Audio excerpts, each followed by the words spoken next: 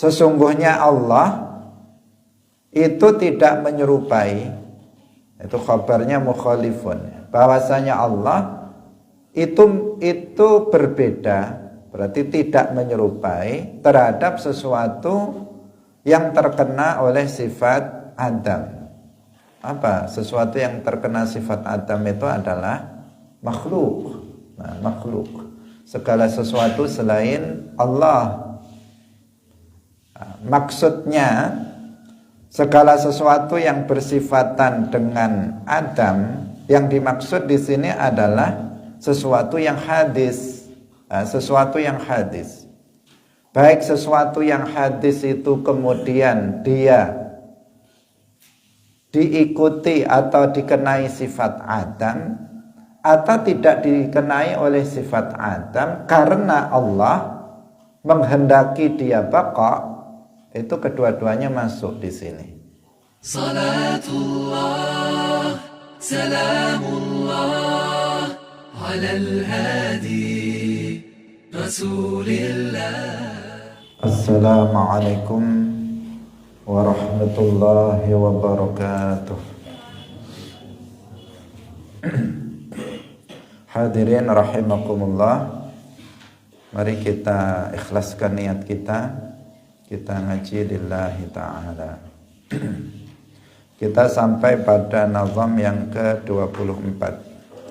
Qala al-muallif rahimahullahu ta'ala, wa annahu lima yanalul adamu mukhalifun burhanu hadzal qidamu.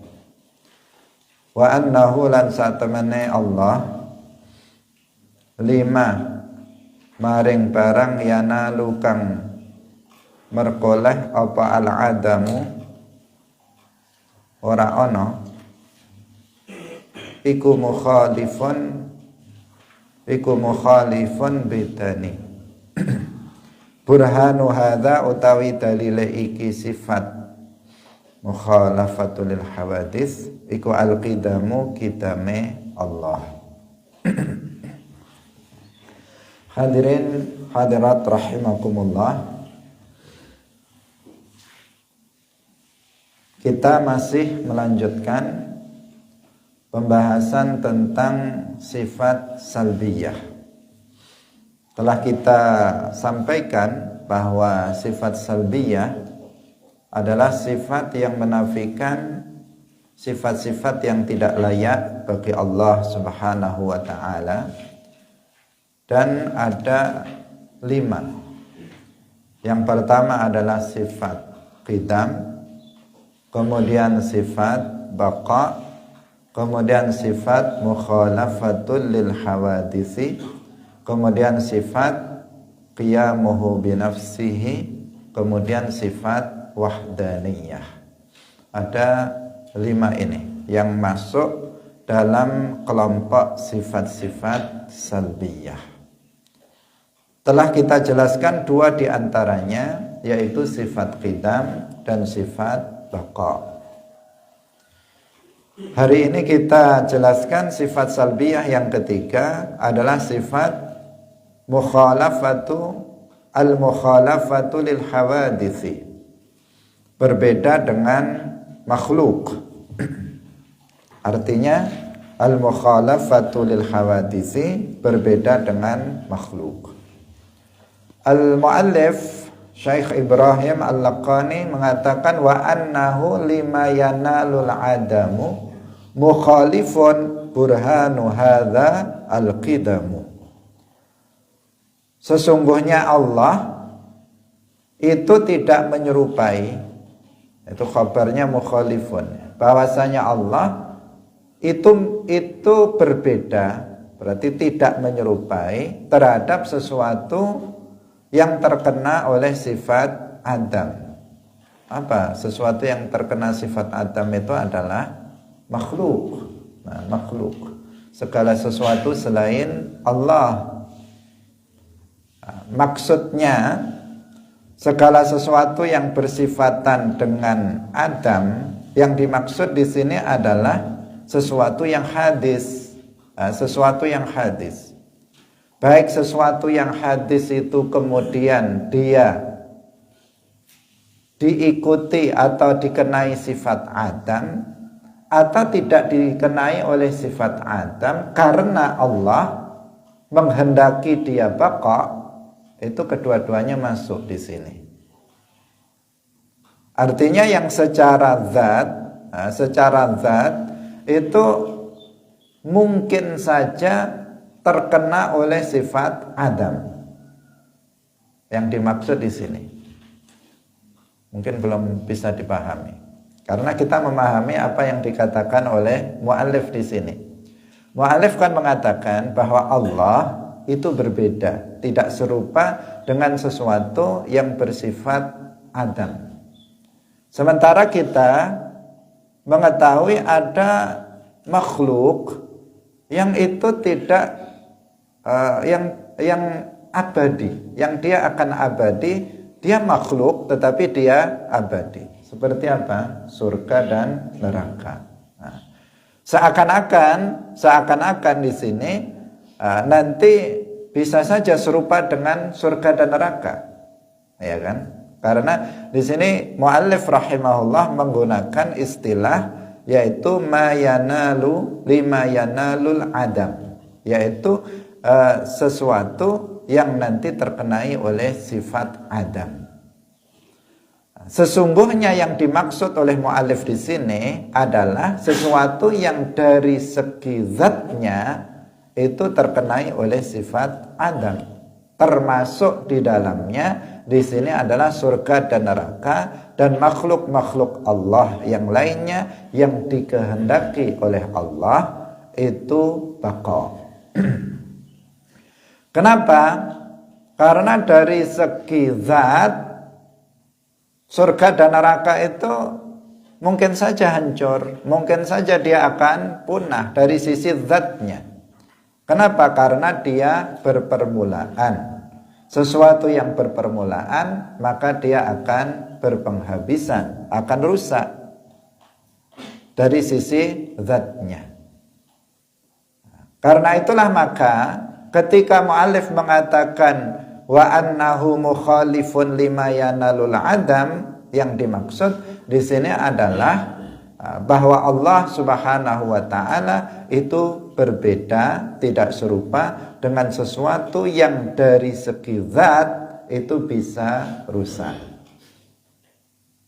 Yaitu apa? Makhluk keseluruhan, makhluk secara keseluruhan, baik makhluk itu yang kemudian memang pada akhirnya akan rusak karena Allah tidak menghendakinya abadi, maupun makhluk yang pada akhirnya dia tidak akan rusak karena Allah menghendakinya abadi. Allah sama sekali tidak menyerupai seluruhnya itu. Maka Allah bersifatan dengan sifat al-mukhalafatu lil hawadithi. Burhanu hadza al-qidamu. Jadi perkataan mu'allif ini sangat global, ya, sangat global. Apabila dipahami sepintas nggak paham, karena sifatnya masih global. Burhanu hadza al-qidamu, dalil akal bahwa Allah bersifatan dengan mukhalafatuhu lil hawadithi adalah bersifatannya Allah dengan sifat qidam. Ini berkaitan dengan sebelumnya. Kita telah sampaikan sebelumnya bahwa telah terbukti aklan wa naqlan Allah Subhanahu wa taala itu bersifatan dengan sifat qidam. Naqlan karena Allah Subhanahu wa taala berfirman huwal awwalu. Aqlan karena jika Allah itu tidak bersifatan dengan sifat qidam, maka dia muhdats. Dia adanya berpermulaan. Jika dia adanya berpermulaan, maka dia membutuhkan kepada yang lain yang menjadikannya dari tiada menjadi ada. Jika yang lain yang mengadakannya itu juga sama dengannya, artinya dia juga dia juga memiliki permulaan muhdats, maka juga membutuhkan kepada yang lainnya. Begitu seterusnya terjadi tasalsul berantai yang tidak akan selesai. Atau dikatakan jika dia membutuhkan kepada yang lain, maka berarti dia lemah, dan sesuatu yang lemah itu bukan Tuhan. Maka aklan terbukti bahwa Allah itu bersifatan dengan qidam. Dan ketika telah ditetapkan bahwa Allah Subhanahu wa taala itu bersifatan dengan sifat qidam, maka dia berbeda dengan makhluk. Kenapa? Karena makhluk itu seluruhnya hadis. Kenapa kok hadis? Kemarin sudah kita jelaskan. Karena dia terdiri dari ajram, terdiri dari a'yan dan a'rad. Alam semesta ini, makhluk, segala sesuatu selain Allah, itu terdiri dari a'yan atau benda dan a'rad atau sifat benda. Dia terdiri dari benda dan sifat benda. Dan keduanya itu adalah berpermulaan hadisah. Ini harus berurut dengan penjelasan yang kemarin. Kalau enggak, nanti bisa terputus. Ya. Karena ini tetap kita mengulang kembali apa yang kita sampaikan kemarin tentang dalil ini. Nah, tentang dalil hudusnya atau baharunya dari alam semesta ini.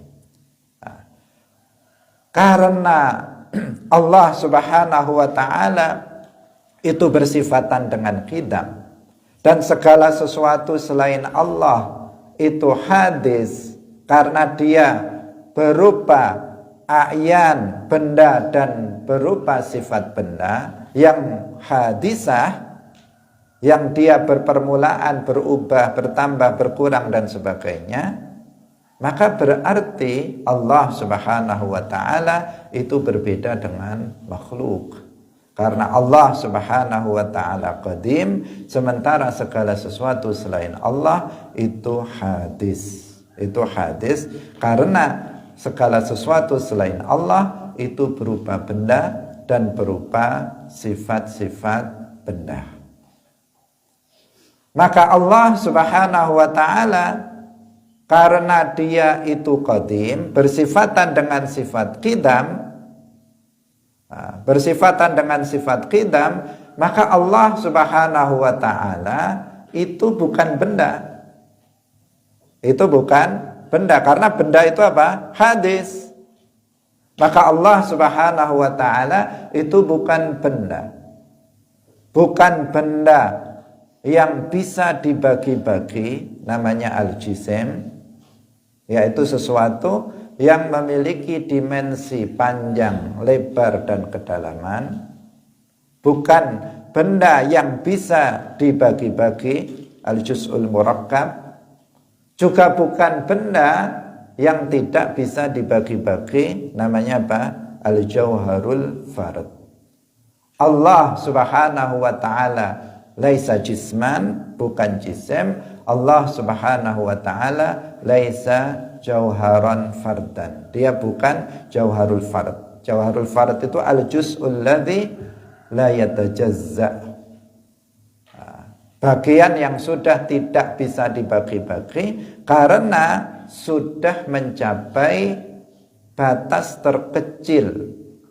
Sudah mencapai batas terkecil sampai tidak bisa dibagi. Apabila kertas ini misalnya kita potong, kemudian potongannya kita potong, potongannya kita potong, kita potong, dan seterusnya sampai kemudian pada batas terkecil nggak bisa dibagi lagi. Maka itu namanya al-jauharul fard. Dia adalah aslul jismi. Dia adalah asal dari jisim. Jika al-jauharul fard digabungkan, dua jauharul fard atau lebih digabungkan jadi satu, maka namanya jisim, karena dia menjadi bisa untuk dibagi.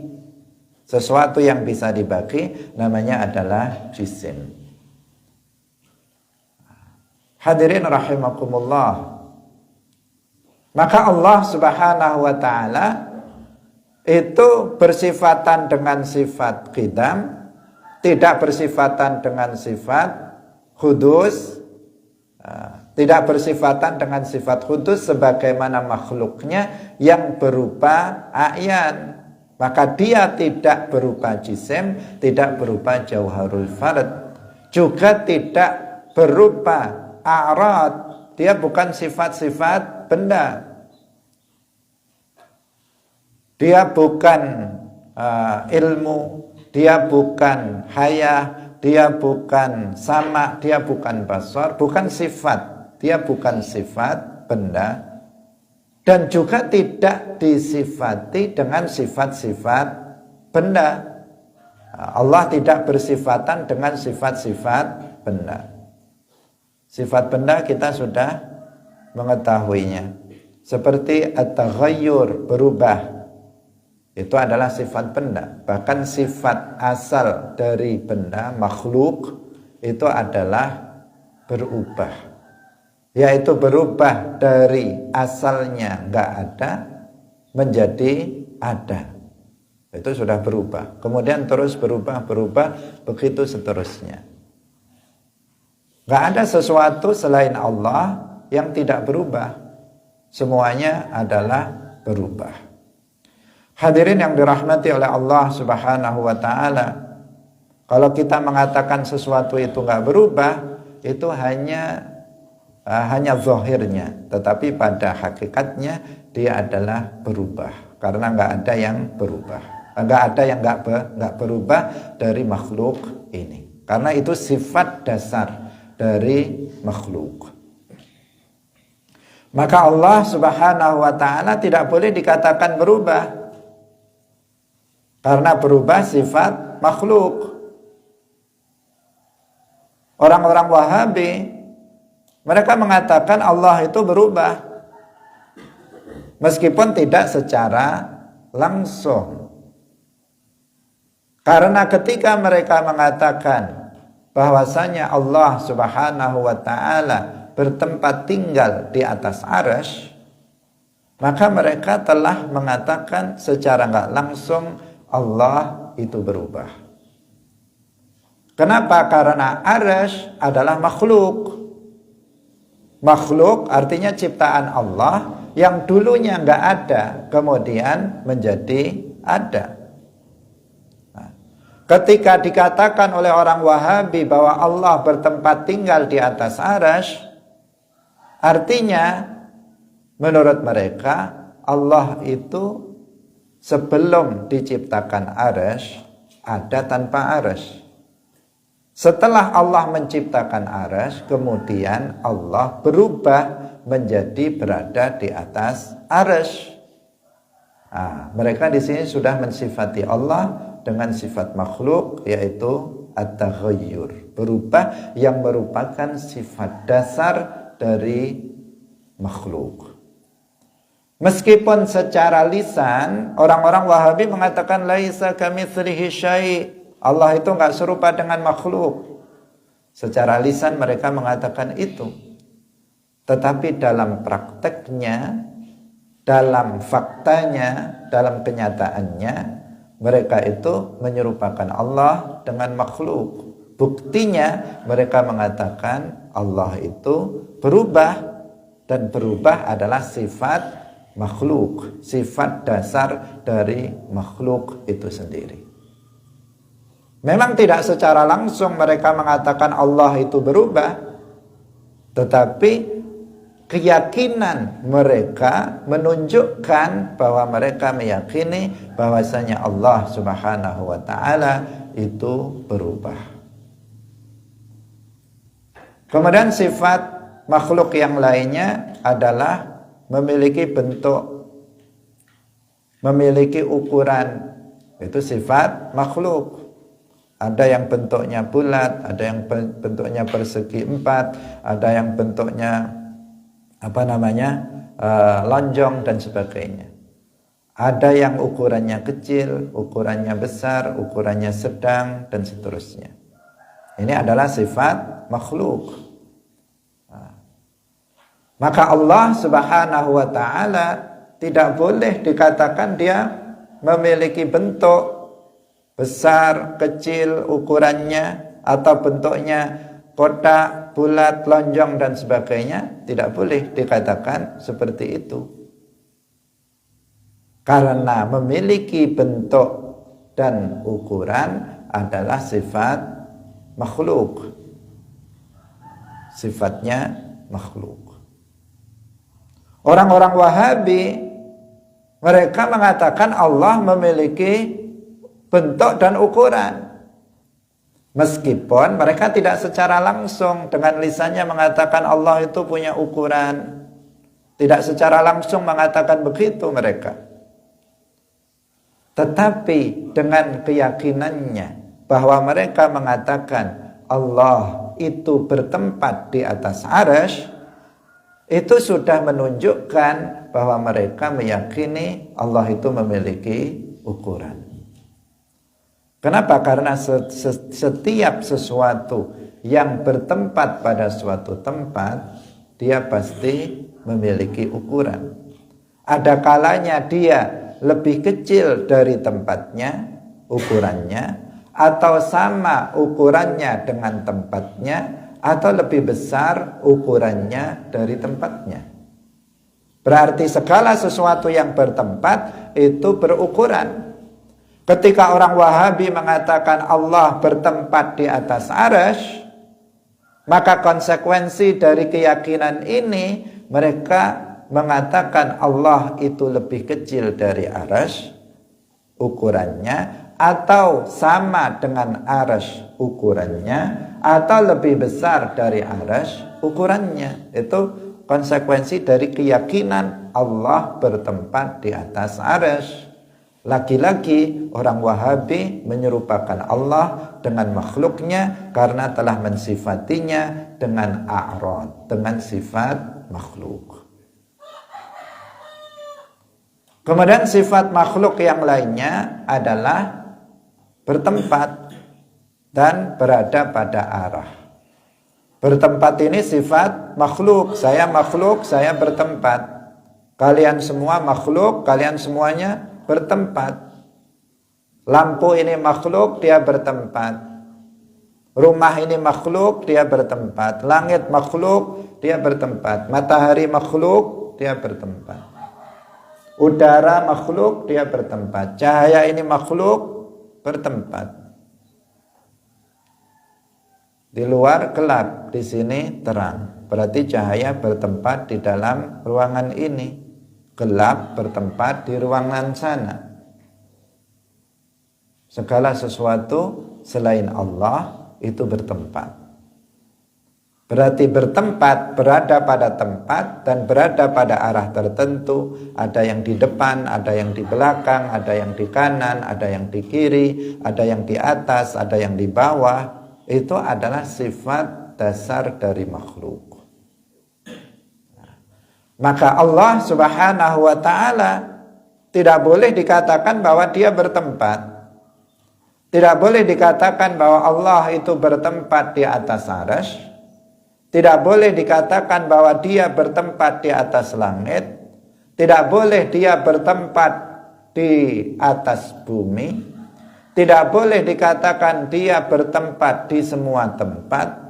Tidak boleh dikatakan dia bertempat dalam jasadnya seorang wali.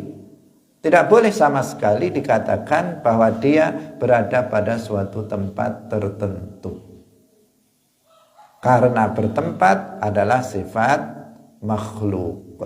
Dan Allah tidak serupa dengan makhluk, sehingga dia tidak boleh disifati dengan sifat-sifat makhluk. Dalam hal ini orang-orang Wahabi secara pasti itu telah menyerupakan Allah dengan makhluknya. Ketika orang Wahabi ini mengatakan bahwa Allah Subhanahu wa ta'ala itu bertempat di atas arsy, dia telah menyerupakan Allah dengan makhluknya. Bisa saja mereka mengatakan, tapi nggak ada makhluk yang bertempat di atas arsy. Kita katakan kepada mereka, meskipun seandainya, ini seandainya, tidak ada sesuatu di atas arsy yang bertempat di atas arsy, hanya Allah saja yang bertempat di atas arsy, kamu telah menyerupakan Allah dengan makhluknya dari sisi sama-sama bertempat. Dari sisi apa? Sama-sama memiliki sifat bertempat. Meskipun kamu mengatakan, tapi duduknya enggak seperti duduknya manusia, duduknya enggak sila atau enggak selonjor atau enggak tawaruk atau iftirash, duduknya beda lah pokoknya.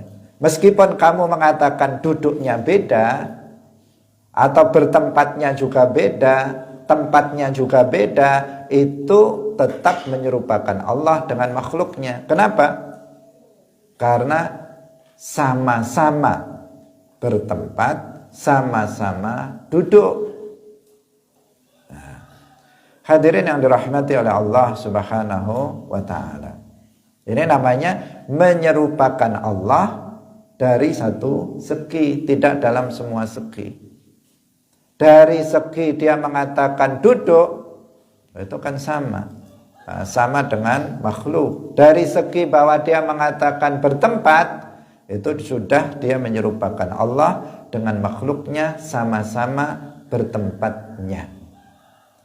Hadirin yang dirahmati oleh Allah Subhanahu wa ta'ala, maka dengan keyakinan orang Wahabi bahwa Allah itu bertempat di atas arsy, atau sebagian mereka mengatakan Allah itu bertempat di atas langit, pada langit dan arsy itu sesuatu yang berbeda, dan ini ada tanakut dalam akidah mereka. Ini sudah menunjukkan bahwa mereka meyakini Allah bertempat dan menunjukkan bahwa mereka telah menyerupakan Allah dengan makhluknya, dan akidah itu sudah jelas bertentangan dengan laisa kamitslihi syai'. Hadirin yang dirahmati oleh Allah Subhanahu wa ta'ala. Kemudian juga kita katakan bahwa di atas arsy itu ada makhluk. Ada makhluk Allah Subhanahu wa ta'ala yang namanya adalah Alkitab. Di sana ada makhluk. Berdasarkan banyak riwayat dari Rasulullah Shallallahu Alaihi Wasallam bahwa di sana ada makhluk namanya Alkitab, yang tertulis di sana, Inna rahmati sabaqat ghadabi. Ini menunjukkan bahwa bahwa di sana ada makhluk, dan orang Wahabi yang mengatakan Allah bertempat di atas arsy telah menyamakan Allah dengan makhluk dari sisi sama-sama bertempat. Yang kedua, dari sisi bahwa di sana juga ada makhluk lain, yang berarti mereka secara khusus menyerupakannya dengan makhluk Allah yang bernama Alkitab ini. Secara umum dia menyerupakan Allah dengan semua makhluk, dan secara khusus dia menyerupakan Allah dengan makhluk yang bernama Alkitab. Hadirin yang dirahmati oleh Allah Subhanahu wa ta'ala. Dan seterusnya dari sifat-sifat makhluk yang lainnya. Allah nggak boleh disifati sama sekali dengan sifat-sifat makhluk. Bahkan Al-Imam Abu Ja'far At-Tahawi radhiyallahu anhu mengatakan, wa ma wasafallaha bima'nan min ma'anil bashari faqad kafar. Barang siapa yang mensifati Allah dengan sifat-sifat, dengan salah satu dari sifat manusia, maka dia telah kufur. Satu saja dari sifat-sifat manusia, seseorang mensifati Allah dengannya, maka dia jatuh kepada kekufuran. Bagaimana jika dia mensifatinya dengan banyak sifat? Seperti halnya orang-orang Wahabi.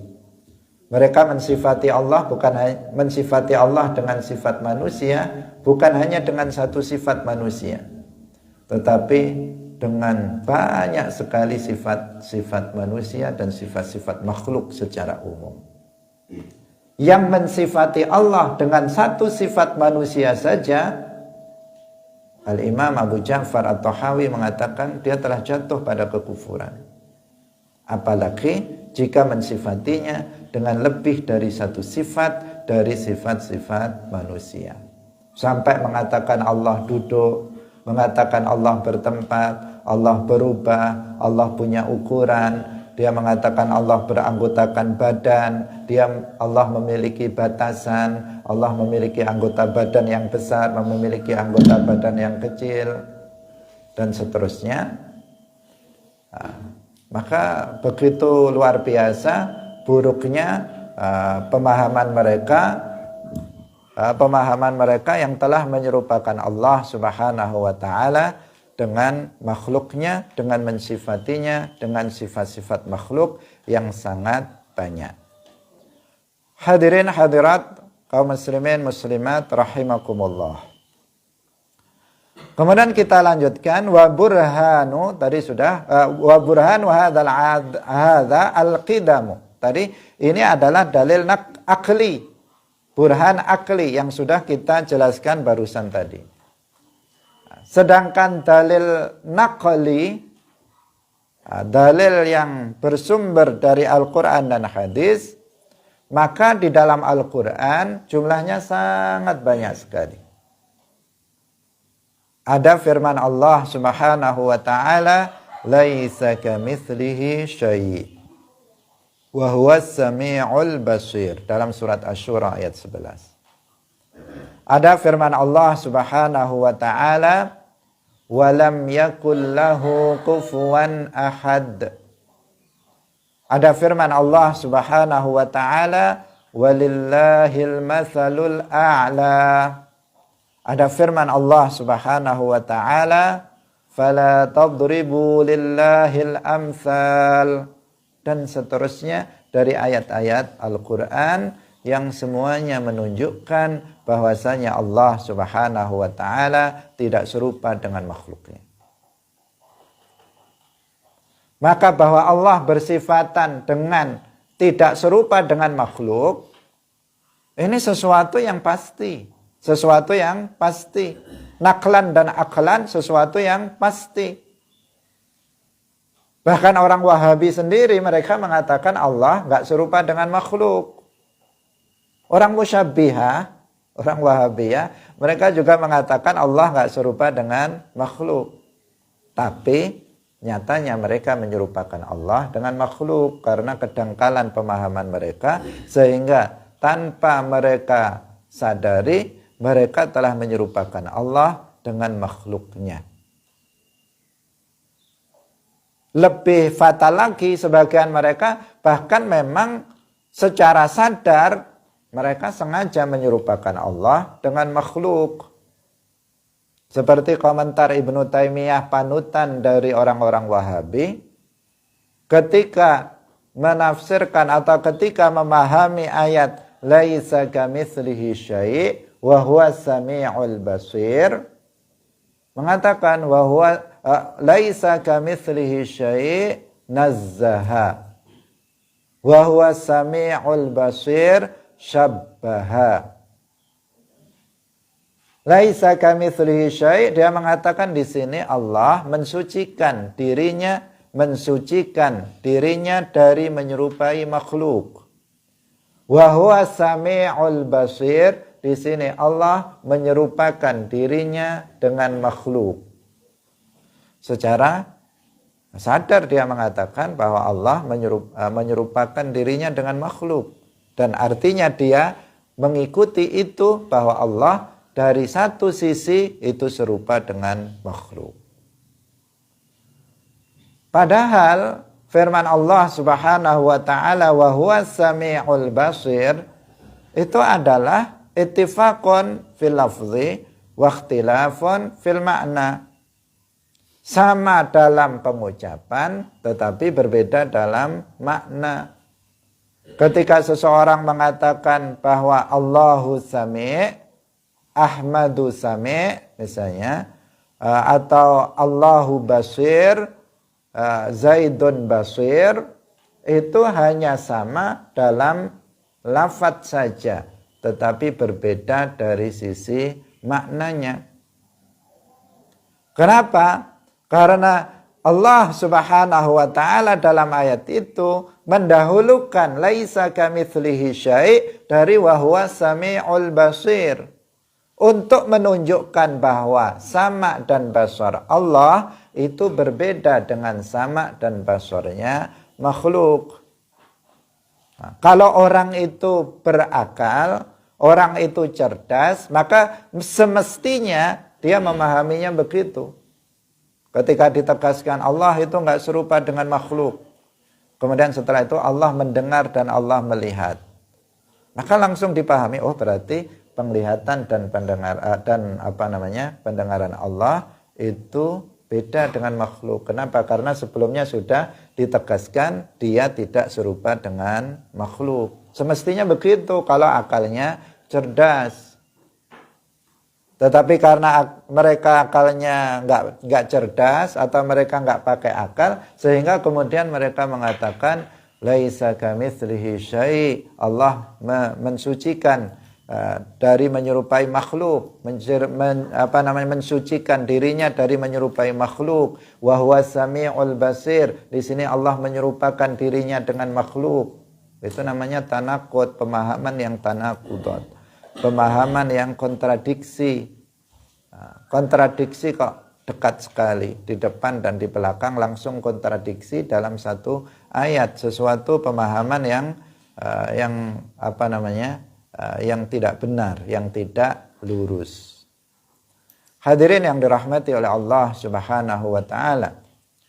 Dalil naqli tentang sifat al-mukhalafatu lil hawaditsi tadi kita sebutkan jumlahnya banyak. Di antaranya adalah ayat laisa kamitslihi syai' wa huwas samiul basir. Dan ini yang sering kita kemukakan. Ayat ini yang sering kita sampaikan. Ayat ini harus kita hafal. Nah, sebagai santri kita harus menghafalnya. Karena ayat ini adalah ayat yang penting.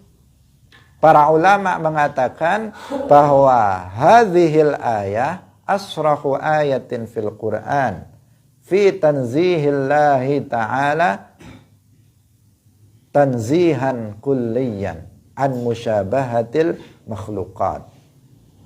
Bahwa ayat ini adalah ayat yang paling jelas di dalam Al-Quran yang mensucikan Allah Subhanahu wa ta'ala dari menyerupai makhluk dengan pensucian yang total tanpa ada pengecualian. Tanpa ada pengecualian. Bagaimana itu bisa seperti itu? Para ulama menjelaskan.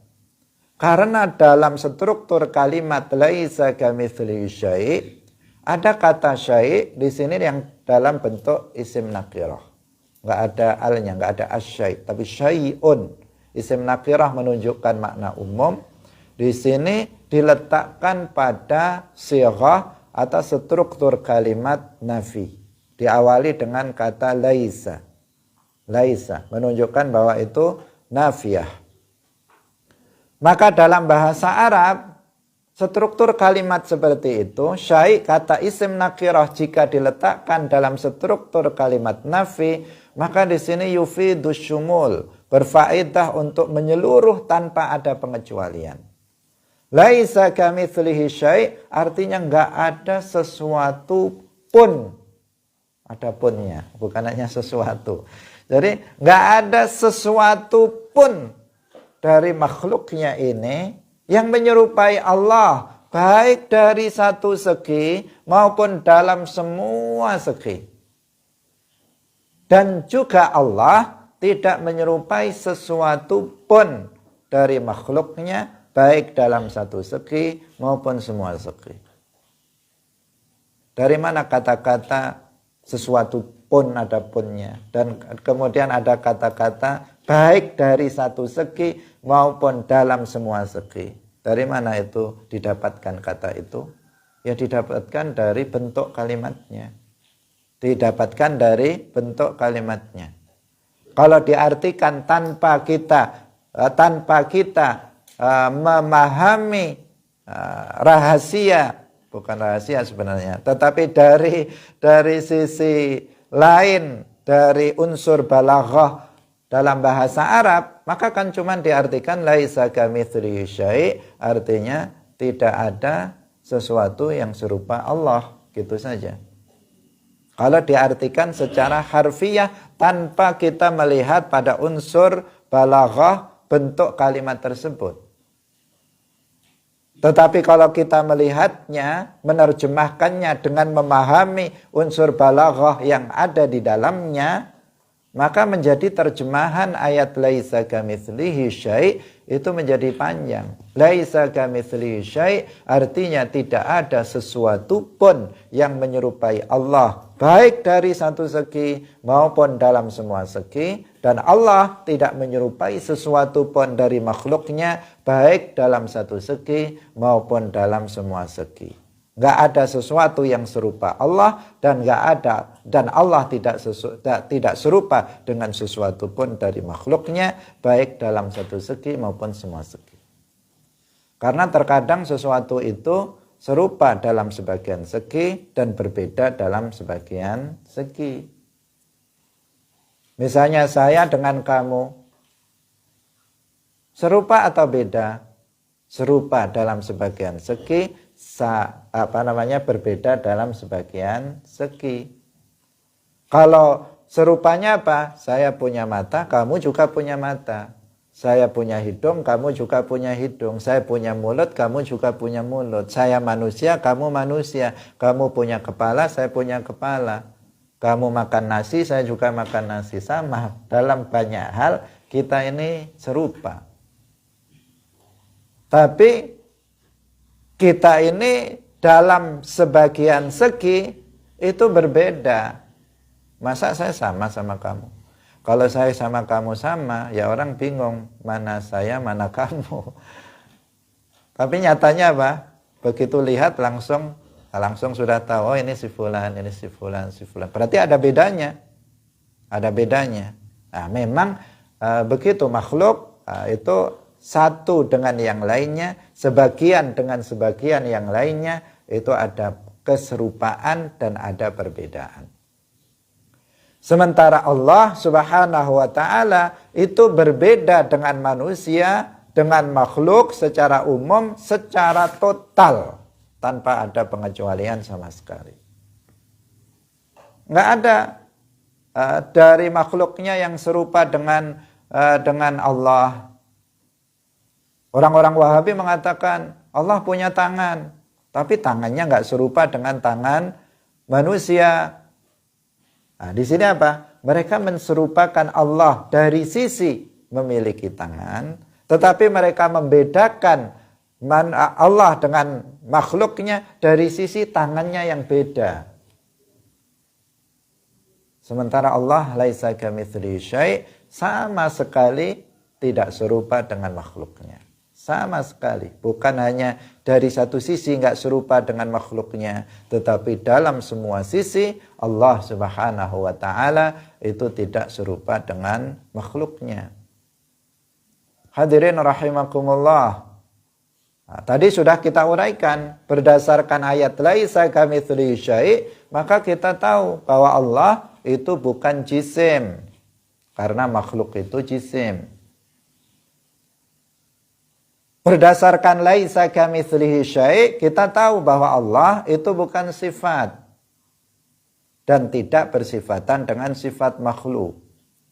Berdasarkan ayat laisa kamitslihi syai', kita tahu Allah ada tanpa tempat, Allah ada tanpa arah. Berdasarkan laisa kamitslihi syai', kita tahu Allah itu tidak berbentuk, tidak berukuran. Berdasarkan laisa kamitslihi syai', kita tahu Allah itu tidak berlaku baginya zaman. Berdasarkan laisa kamitslihi syai', kita tahu bahwa Allah tidak memiliki warna ataupun rasa dan seterusnya dari sifat-sifat makhluk.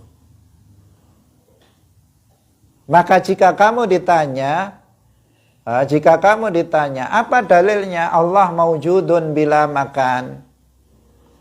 Jawabannya, laisa kamitslihi syai'. Laisa kamitslihi syai'. Memang enggak ada dalam Al-Qur'an yang langsung disebutkan Allahu maujudun bila makan. Secara harfan, lafzan tidak ada. Tetapi itu sudah dipahami dari ayat laisa kamitslihi syai'. Apa dalilnya Allah maujudun bila makan? Qala Allah Ta'ala laisa kamitslihi syai'.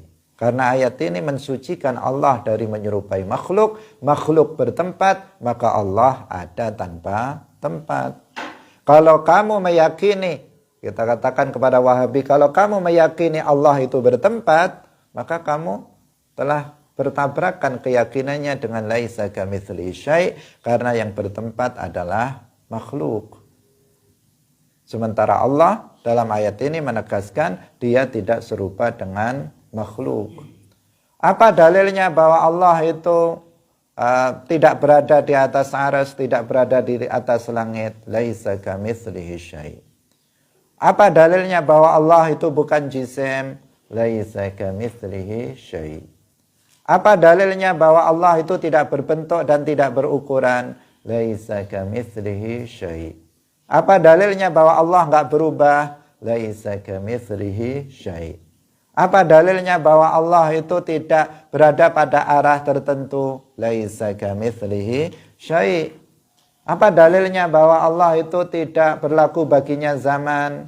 Laisa kamitslihi syai'. Apa dalilnya bahwa Allah tidak memiliki warna, tidak ada rasanya? Laisa kamitslihi syai'. Semuanya kembali kepada ayat ini, laisa kamitslihi syai', sehingga karenanya para ulama tadi mengatakan ini adalah ayat yang paling jelas di dalam Al-Qur'an yang menjelaskan tentang tanzih, yang menjelaskan tentang tauhid, yaitu mensucikan Allah Subhanahu wa taala dari menyerupai makhluknya.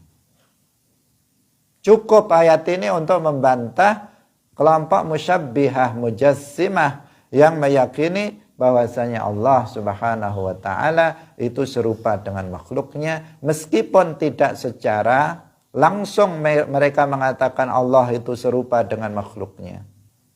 Mereka juga baca laisa kamitslihi syai'. Mereka juga baca walam yakul lahu kufuwan ahad. Mereka juga tahu ayat fala tadribu lillahil amsal. Mereka tahu itu. Tetapi mereka ternyata jatuh kepada tasbih. Kenapa? Karena mereka enggak memahami ayat itu dengan sebenar-benarnya, sehingga kemudian mereka tetap dalam prakteknya menserupakan Allah Subhanahu wa taala dengan makhluknya. Juga diakibatkan dari cara memahami mereka terhadap ayat-ayat mutasyabihat yang keliru. Mereka menolak takwil terhadap ayat-ayat mutasyabihat yang zahirnya, makna zahirnya menunjukkan seolah-olah Allah itu serupa dengan makhluk. Mereka enggak mau takwil. Akibatnya maka mereka kemudian jatuh kepada tasbih, meskipun mereka enggak mau jatuh kepada tasbih. Jika mereka dikatakan kalian itu musyabbihah, enggak, saya enggak musyabbihah. Kamu sudah menyerupakan dengan Allah. Dia bilang, saya enggak menyerupakan Allah dengan makhluknya. Enggak mau dia dibilang menyerupakan Allah dengan makhluknya. Tetapi nyatanya mereka menyerupakan Allah dengan makhluknya. Gara-gara apa? Gara-gara mereka memahami ayat-ayat mutasyabihat dengan makna zahirnya. Al-Imam Ahmad Ar-Rifai radhiyallahu anhu, beliau sudah mengingatkan kepada kita, sunu aqaidakum, jagalah akidah kalian, minat tamassuki bi zahiri ma tashabaha minal kitabi was sunnati fa inna zalika min usulil kufri. Sunu aqaidakum, jagalah akidah kalian dari berpegang teguh dari makna zahir ayat dan hadis mutasyabihat. Fa inna dzalika min usulil kufri, karena itu berpegang teguh pada makna zahir ayat dan hadis mutasyabihat adalah pangkal dari kekufuran. Artinya menyebabkan, menjatuhkan seseorang dalam kekufuran. Dan itu terjadi pada orang-orang Wahabi.